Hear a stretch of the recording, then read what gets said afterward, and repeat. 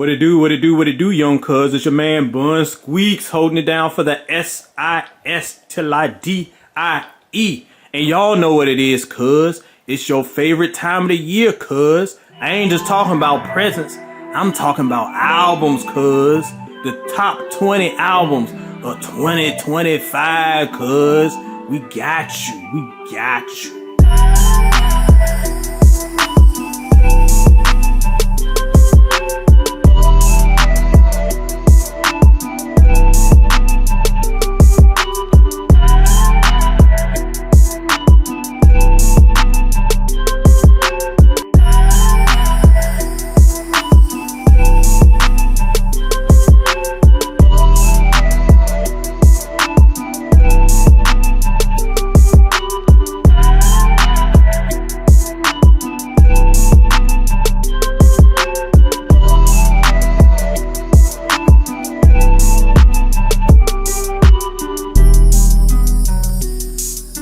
What up, players, and welcome to another edition of the Soul and Stereo Sessions. And yes, you heard it right. As you can see, it's the end of the year. I hope you players are enjoying your holiday season. But with every end of the year comes best of lists. And I've been seeing some of these lists that y'all are sharing, and they're terrible. Why don't you come to the source? Come to your boy. You know, I've spent all year listening to music. In fact, I have spent all year listening to 218 albums, EPs, mixtapes, 218 projects. So I feel like I'm a little bit of an authority here. So today we are going to break down the 20 best albums that I have heard all year long. That encapsulates hip hop, R&B, a little bit of pop. You'll be surprised. You'll be surprised. But if you want to see my full list of 50 projects that I think are dope, go to soulandstereo.com. You can see the full list. I got a giant list of honorable mentions because 2025 was a pretty good year. Let's recap. So when I last left y'all, we did a list about June or so, looking at the year at the halfway point. And I was not that impressed. R&B was solid. We had a solid year for R&B. Hip-hop was alright. A lot of the mainstream releases specifically were quite horrible. So I was like, maybe we'll get a Clips album that'll surprise us. Not only did we get a good Clips album, more on that later, we got great albums from lots of legends. We had surprise collabos coming together. There was just an incredible year for hip-hop specifically in general. R&B really slacked off on the second half of the year. A little disappointed in my R&B, but those releases from earlier in the year that was super strong, they make some strong showings on this list too. So R&B was not forgotten. So yes, today we're going to look at the 20 best projects of the year. But first, y'all know what it is. Take a moment to like this video. I'm sure you're going to like it. And make sure that you share this video with your friends as well. And how can I forget? How can I forget? If you're watching this video and you haven't hit the subscribe button yet, please do. I appreciate it. We've had a lot of new subscribers in recent months. I appreciate y'all for sticking around. So if you're new to the game, make sure you hit the subscribe button. It means a lot. And again, once we get through this video, make sure you jump to comments. Let me know what I missed, let you know what I love, and share this with the music fan in your life. So, without any more ado, we are going to talk about the 20 best projects of 2025.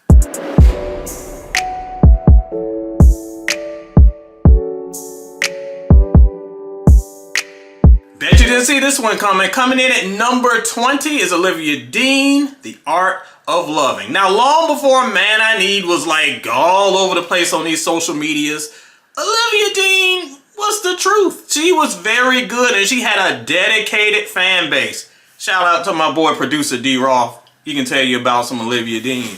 But she was able to garner this year a fervent fan base like I've never been seen before. Like, she went from just kind of like indie darling, like if you know, you know, to like this massive star, and I could not be happier for her. This project deserves it. The writing is so well done, so fleshed out. If you aren't familiar with her music, it's kind of a blend of soul and pop that just resonates so well. She's so earnest in the way that she delivers her music. I love it. I've Been a fan for a while. This may be her best project in my opinion, and not just because it's the most popular. You can really tell she's really finding herself as an artist. I love this project. I love that she's able to see this level of success, and I only want more for her. Check it out, Olivia Dean. Look at her making soul in stereo. D Roth would be happy.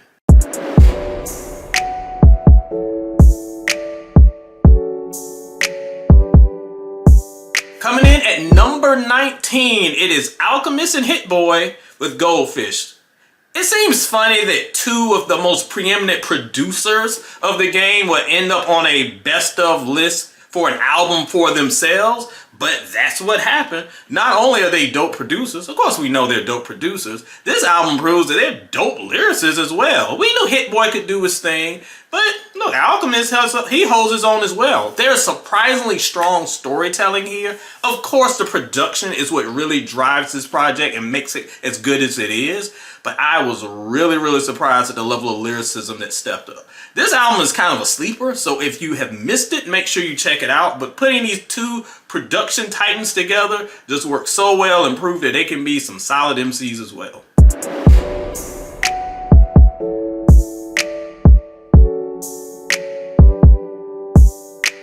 Coming in at number 18 is Eric Benet and the Co-Stars. So last year we got an appetizer for this, and it was an EP called Duets, which was basically Eric Benet teaming up with a lot of R&B female artists for duets. I love a good duet, so I was happy with that. So this is a fully formed, fleshed out project. Some familiar sounds and artists return on this, but it's some new stuff as well. And it's just so well done because it's simply done. Look, Eric, in my opinion, is maybe the best male vocalist in the game right now. I mean, he's always been super underrated, but with R&B kind of like this flux period, kind of in a rebuilding stage, he stands out even more. We know he's dope, but then you really know it's dope when you just see him just excel on his own. Pair him with these great R&B vocalists, and it's incredible. And the thing that I love is the scope of the music. He's not just talking about the usual bedroom stuff. He's got reflections on culture. He's got an opportunity to just kind of tell stories through his music.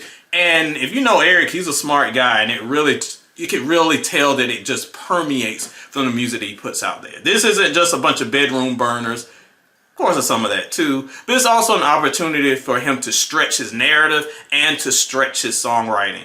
This album, of course, was going to be good. Every Eric Benet album is pretty good, but this one was surprisingly strong and worthy of a spot on the list.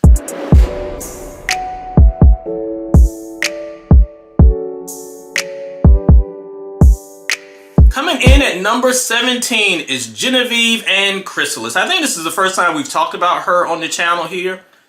Won't be the last, trust me. She may not be as well known as some of the names we'll get to later on, but she certainly needs to be. This project, this is far from her first project, but it's one that I feel like really helps her cement her sound. She's got the R&B influences, she got the pop influence, got a little bit of electronic influences, but there's this kind of moodiness that kind of exists on it.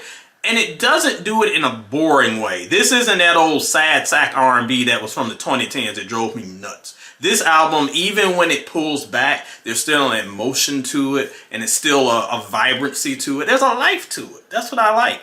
And she's able to just be able to step out on her own using this album as a vehicle. She's an LA singer. She's been in the game for so long, and I'm glad that she's able to finally step out with this project that may prove to be her signature work. It urges you. It's like one of those albums that on a cold night you just throw on and you just let that thing rock in the background as you're just chilling in the house. It's perfect mood music, perfect album for her to accentuate her sound. My girl's doing it. Great album. Check it out.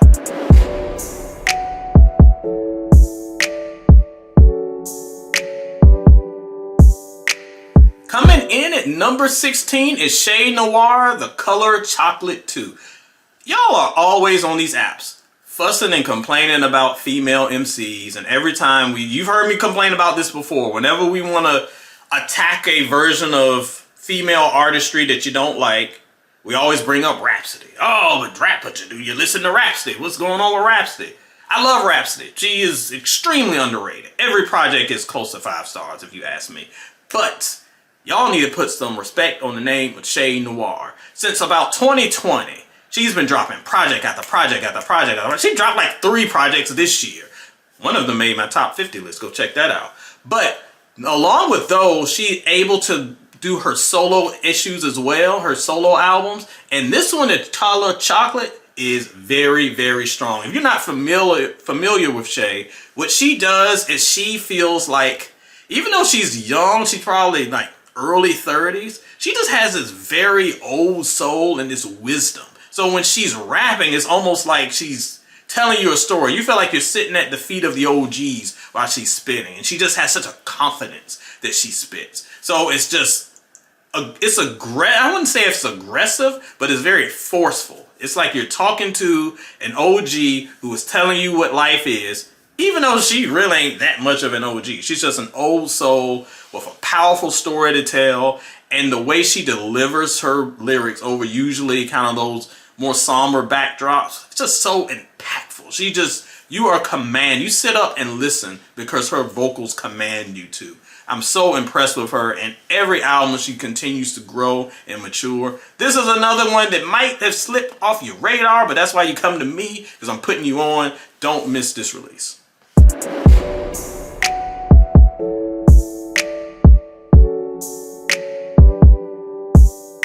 Coming in at number 15 is my girl Rochelle Jordan, Through the Wall. So she has been around since maybe 2011 with her Rojo mixtape, and I told you players then that she was one to watch. I just knew she had it in her. And a few years ago, remember when Beyonce had y'all doing their Renaissance thing and Drake had that horrible house album and all of a sudden everybody wanted to do house music? Well, guess what? Rochelle has been doing it before them, and honestly doing it better.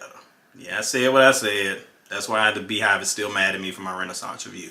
However, we ain't talking about B, we talking about the R. Rochelle is incredible, and she has established herself with this album as the preeminent dance queen of the game right now. Every song is just so groovy, so funky, forces you to move. And in an era where music has gotten just so stale and just so commonplace and just so flat, it's so great to have music that's compelling and makes you want to dance. I miss when music made us want to dance in videos. This is exactly what it does. If you're a fan of Renaissance, if you're a fan of that sound of music, that house style, this is the album for you, and it's able to, in my opinion, even put it at a higher level. Rochelle Jordan, Through the Wall. These songs will make you want to run through a wall. They're that dope.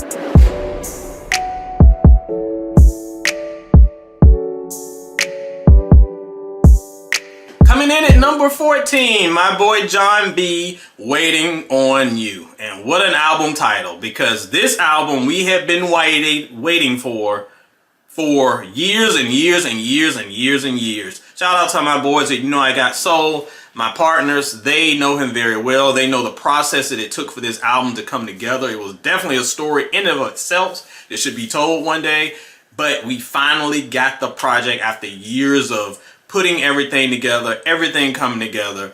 Everything works out in its own time, and this was the time for that project. We all know John B. We know how good he is. We know that in the 2010s, the R&B was missing an artist like him, a veteran who could come through with just some great classic R&B, and this is what we get here. He really spent that time just refining his sound, and I'm sure he recorded dozens upon dozens upon dozens of tracks, and this is an opportunity for him to pick the best of the bunch. That's what we got here. A powerful return to form that harkens back to the 90s R&B that we all love, but also gives us some new tricks, some new elements. We had some Alex Isleys and a few others spot jump in and like show some love.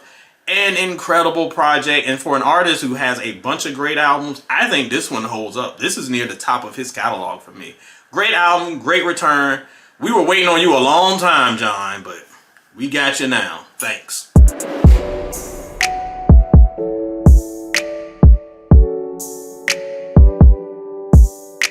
Coming in at number 13 is Saba and No ID from the private collections of Saba and No ID. It's been a big year for hip hop, as I said a little bit earlier. And this album was one of the albums at the beginning of the year, the first half of the year, that was a true standout. And I feel like it's kind of gotten lost in the shuffle over now that we've gotten to the end of the year. I don't hear about it as much because we had so many other high profile releases. But don't sleep, because at number 13, it proved that it still was able to compete with the big dogs. This is a great album. Most folks already know Saba. We know how great he is at introspective lyricism. And when you get a producer like No ID who can really marry that sound with that production style, you know you got something dope. As I said in my mid-year review earlier this year, this is an album that's you can sit back and really understand the genius of Saba's lyricism and storytelling. His introspection is very empowering. You really get to see inside his soul, and whenever an artist can bear their soul like that, it always makes it connect even better to the listener. So yeah, if you missed this one the first time around, make sure you get it now, because Saba and No ID found great chemistry on this one.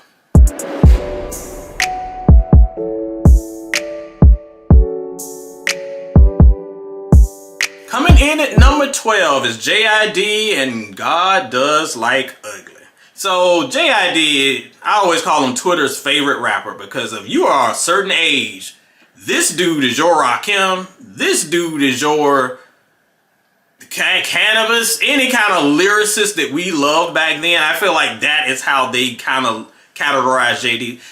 In fact, he may be this generation's J. Cole.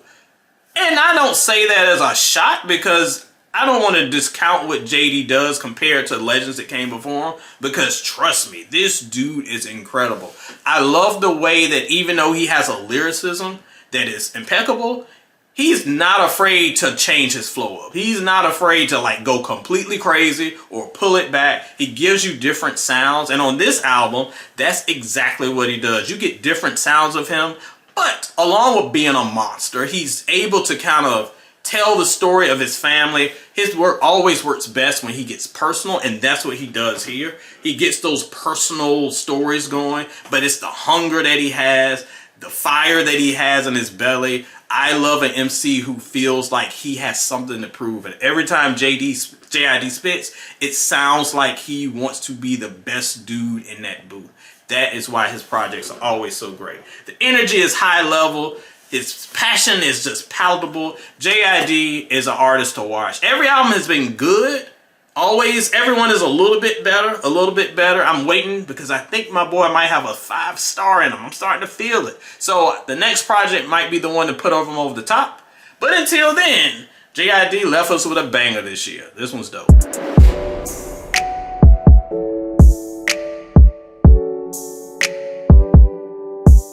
Coming in at number 11 is Alex Isley and Win. So this EP is just 6 songs. But it ain't gotta be long to be strong, because this one is impactful. I'm a big Alex Isley fan, but I mentioned before on this channel that sometimes that she would give me her syndrome.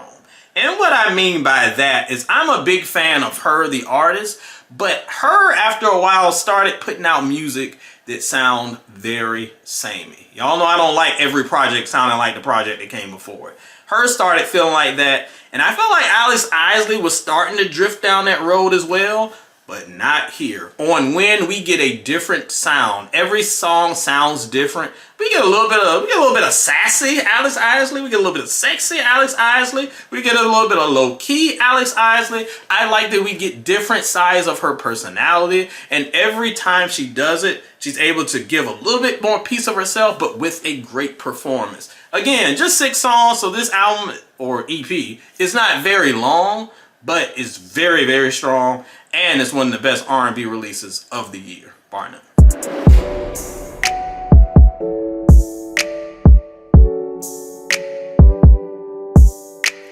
Top 10 time, coming in at number 10 is a name I didn't expect. Chance the Rapper and Starline. Y'all know the story with Chance. A few years ago, this dude was poised to be the star in rap. He had so much hype. So much people were pushing for him. He seemed like this self-made star. I'm still a little skeptical about some of that stuff. But he was the dude that was going to be next up. Then he dropped the infamous Big Day album, and everybody lost their minds, and my man had to go in hiding for like 5 years. Spoiler, Big Day wasn't that bad, y'all. Y'all know how many horrible albums I heard this year that were 1,000 times worse than the Big Day? Disappointing as horrible, no.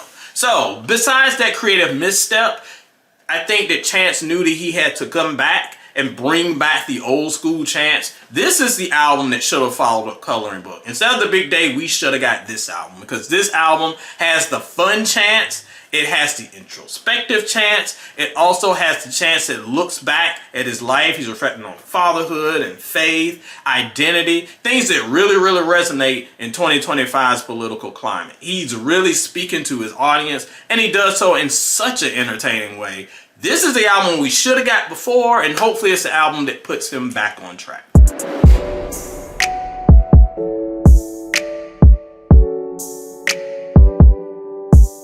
Coming in at number 9 is Freddie Gibbs and The Alchemist with Alfredo 2. So 5 years ago, these two found incredible chemistry with the original Alfredo project. And I've gone back and forth, and I've actually done some rankings on Freddie this year, and I might put this one above Alfredo 1. Y'all gonna scream recency bias, but I think this one is slightly better, because these two, the chemistry they had before is even tighter this time. You know that you're gonna get great tracks from Freddie. All you need to give him is a dope beat, and he's gonna slay it. Like, that's never a problem. But Alchemist has just been on such a run lately that he's able to really give Freddie his best, which elevates Freddie to another level. A great, great release that just, I won't say it pales in comparison to others, but the albums that came before it, man, this one outshines most of those. And if you know Freddie's discography, that is high bars, high praise. Freddie is just, he's like half pessimistic, half hilarious. He just has such a very engaging and endearing style. I know it's obnoxious to some people, but I kind of love his cockiness. Give him a dope beat. Let him run wild. That's all Alfredo 2. That's all it is. Another serving well done from these two. Although it kind of bothers me that it's a plate of ramen. That's not Alfredo, y'all.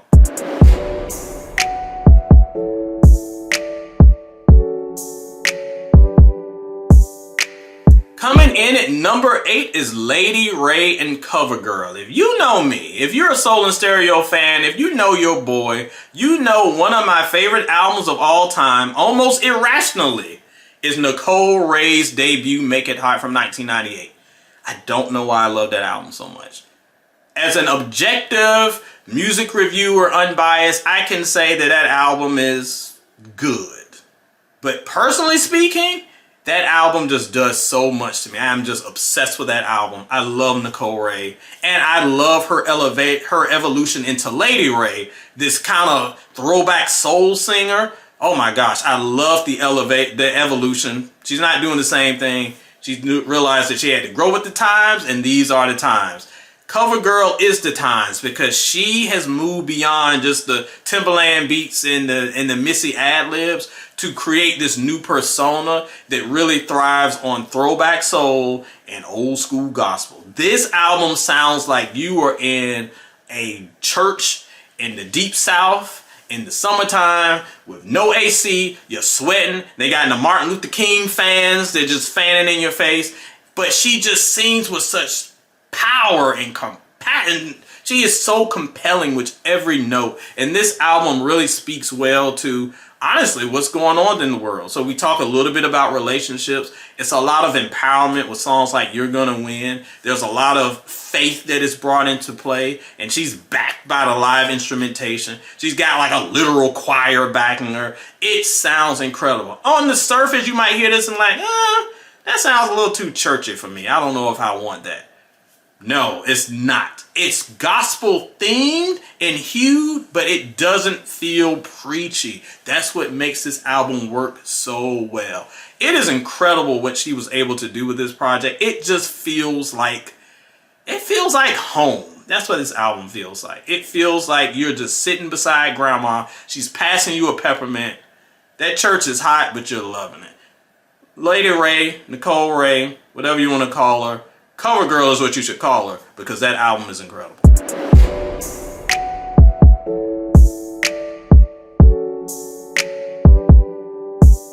Coming in at number 7 is Raekwon and the Emperor's New Clothes. So let's talk a little bit about Nas and the Legends Has It series. This year, Nas, through Mass Appeal Records, created a series called Legend Has It.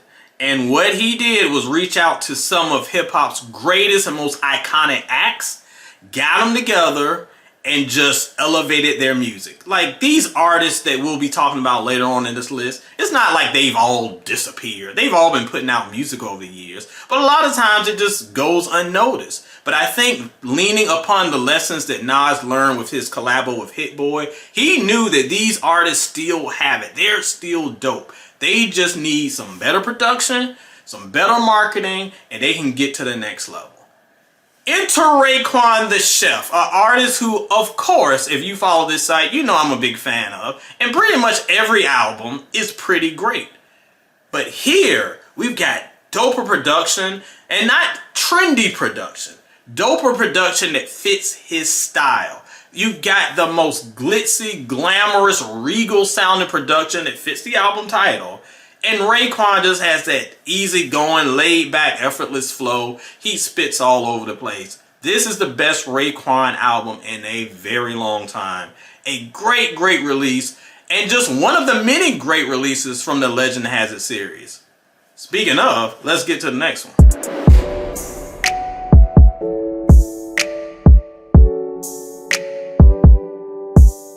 Coming in at number 6 is Ghostface Killah and Supreme Clientele 2. I often talk about the gift and the curse of sequel albums. You see what I did there, Jay-Z fans? Because when you have an album that's attempting to follow in the path of an album that came before it, especially an album that came out like a decade ago, that's impossible. There's almost no way that you can replicate that energy, that style, and you're setting yourself up for failure. It does work. I think it does work. We talked about Raekwon a little bit earlier. His sequel to Cuban Links is great. There are a few that definitely work. This one works. Is it better than Supreme Clientele 1? Absolutely not. Come on now. There's no way that was going to happen. But for what it is, this was the Ghostface album we needed. The past few Ghostface releases were not very great. In my opinion, they probably were the worst of his career. So to have this revival through the Legend Has It series makes my heart so happy. Supreme Clientele 2 does Ghostface the best because it takes you back to what he does well. This dude is rapping over just straight up R&B tracks, just straight up Toto and just Love Don't Live Here Anymore, and it's incredible. Like, just let him go nuts over these tracks. Then he has the street bangers where he got Conway and Styles P and bringing in M.O.P. These dudes where he can just spit crazy. And then he's got the storytelling tracks. He's got the song where he's talking about literally watching his friend after he's been shot, just like the life leave his body. And the way he's describing it, the panic and the sorrow is so gripping. That's what makes Ghostface Ghostface. He's insane with the metaphors. He's insane with some of his direction, but he has a brilliance that's almost like a director. He knows how to rap in a way that you can visualize the stories. Supreme Clientele 2 takes us back to that era of Tony, and he's got the great production to go along with it. This album made me so happy. No, it's not better than the first, but it didn't have to be. It's just dope, and that makes me happy.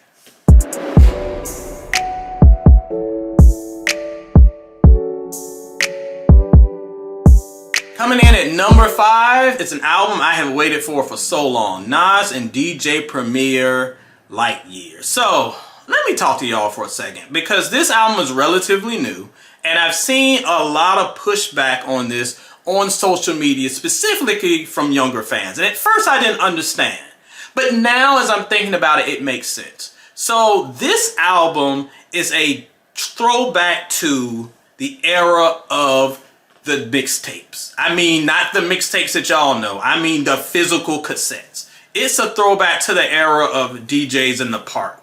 It's a throwback to the era of graffiti on the wall. It is a throwback to the elements of hip hop.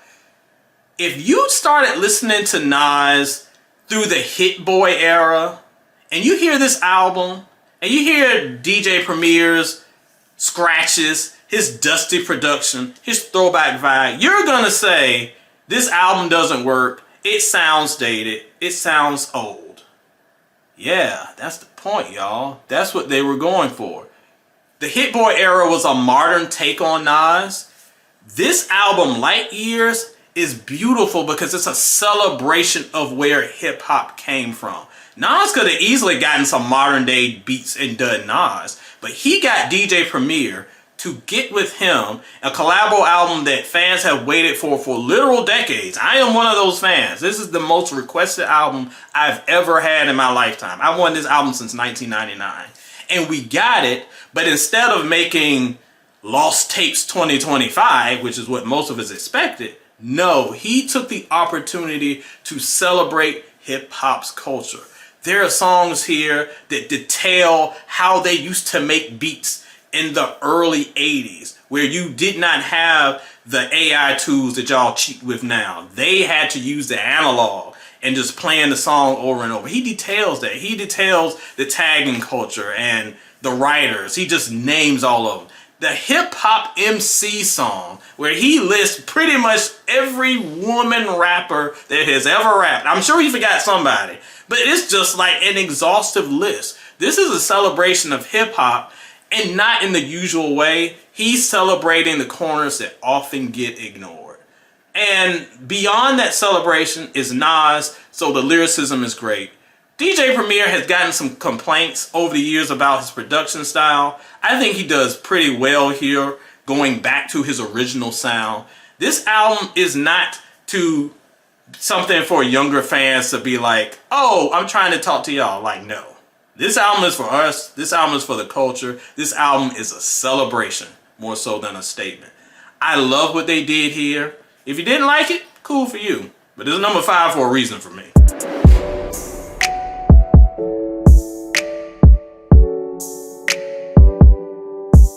Coming in at number 4, my guy, Duran Bernard and Bloom. We talked about this album the last time when we did our mid-year review, and it is still here. It is still high on the list for a very good reason. I think Duran is one of the most dynamic performers in the game today. If you go to his show, please go see this man live. He is hilarious. He is energetic. He can sing. He can dance. He is just an entertainment machine.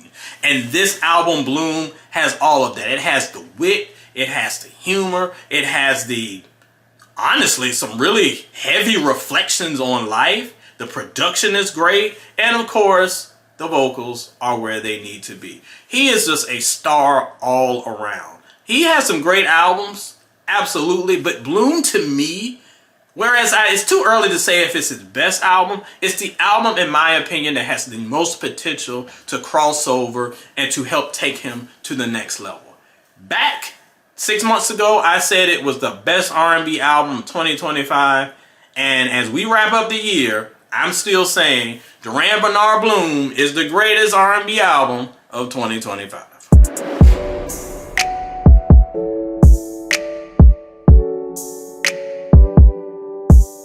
Coming in at number 3 is Blue and August Fannin and the album called 40. There have been a lot of albums recent years, and even on this list, that really celebrate hip-hop and artists maturing.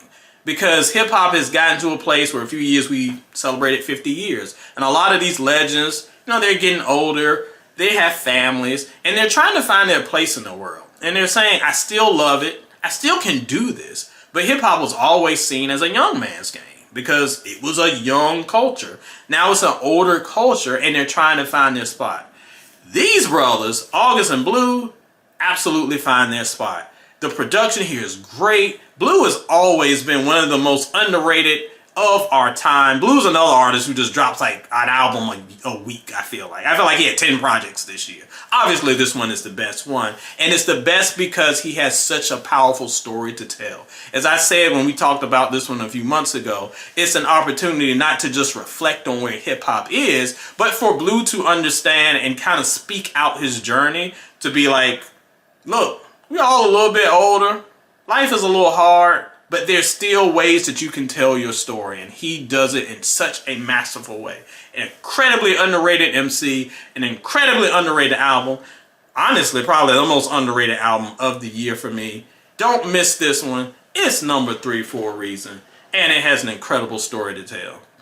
We're older, but we're still dope. Alright, before we get to our final 2 albums on the list, let's take a pause for the cause and look at a few honorable mentions. D Roth, show the beautiful people the albums that just missed the cut. And remember, you can go to soulandstereo.com to see the full list.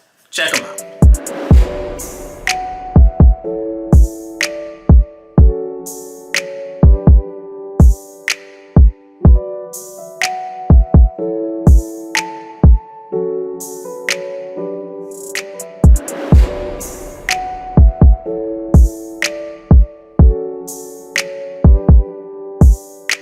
Coming in at number 2 is Mobb Deep and Infinite. So I spent so much of the list, especially so much of the top 10, talking about the Legends Has It series.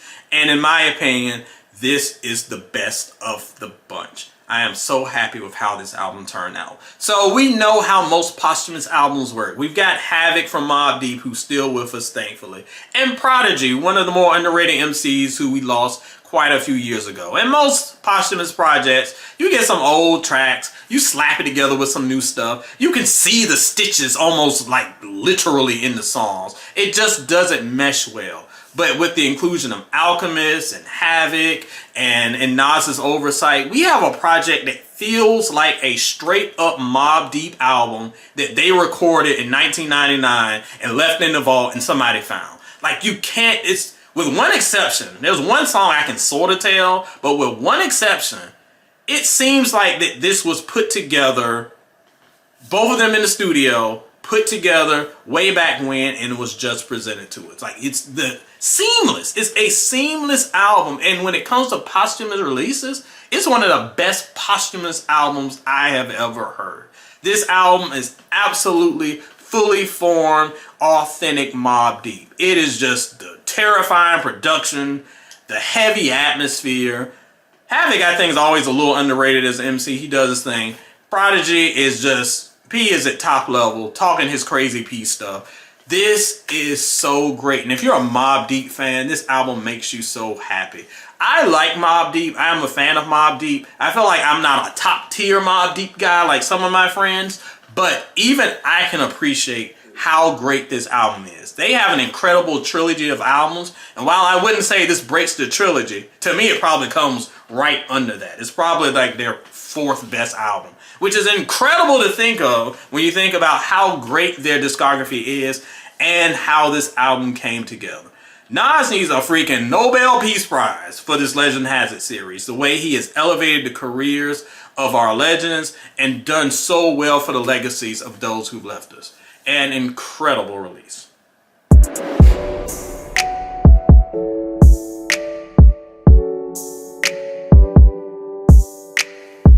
And coming in at number 1, we are here.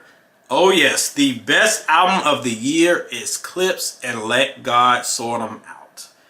Wow. If you told me in 2025 that Malice and Pusha T would get back together, I would probably be like, I don't know about that. But if you told me they did get back together and you asked if they would probably drop the best album of the year, I'd probably be like, yeah, because they're that dope. And they didn't prove me wrong. So I love this album because it bucks the trends and the narrative about what Clipse are. There's always the narrative that Clipse just raps about one thing, and y'all know what that one thing is. I'm not getting demonetized. So they were never that, though. They were always more than that. And for whatever reason, people didn't believe me. This album proved that they're much more than that. These are 2 brothers who are grieving. They're grieving the loss of their parents. These are 2 brothers who, despite their activities, are actually very rooted in faith, especially Malice. And he uses his opportunity to basically minister through song. And Pusha, while he has his braggadocious days, he absolutely knows what's up to. So he uses his opportunity to minister.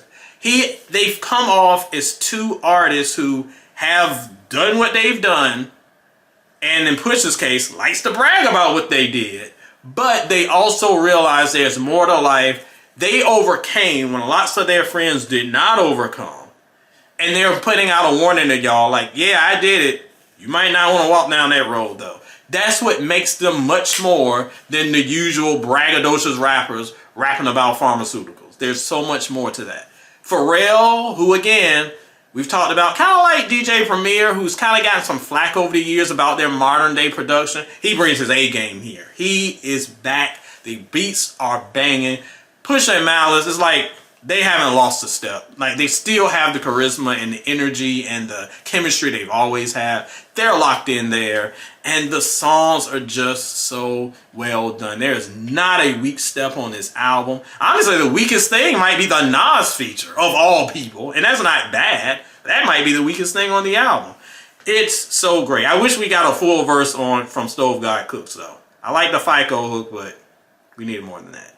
Regardless, this album fulfills its mission because it is a declarative statement and kind of the narrative of 2025 that there is no age limit on this. If you're dope, you're dope. Whether you're Blue, whether you're Mobb Deep, Ghostface, Raekwon, even a Chance the Rapper who was written off is like, oh, he fell off and he came back. 2025 has proved that if you are great at what you do, there is an opportunity for you to shine. You will find an audience, and if you're Clips, you will drop the best album of 2025.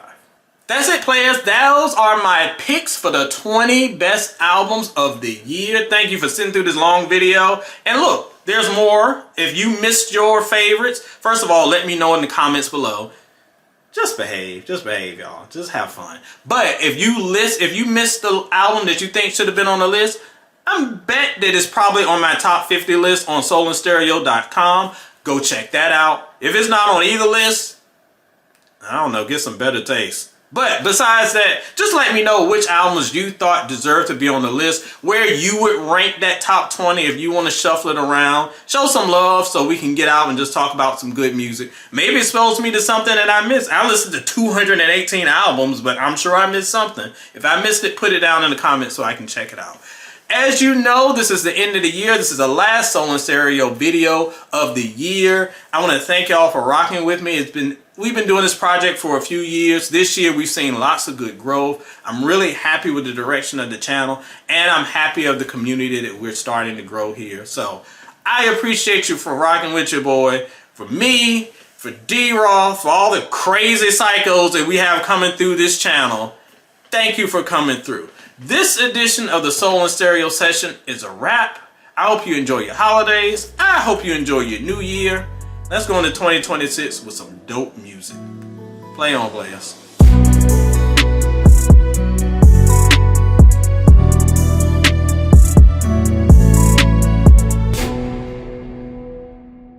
So, D Roth, sir, please show the fine people the honorable mentions. Oh, let me redo that. Blah.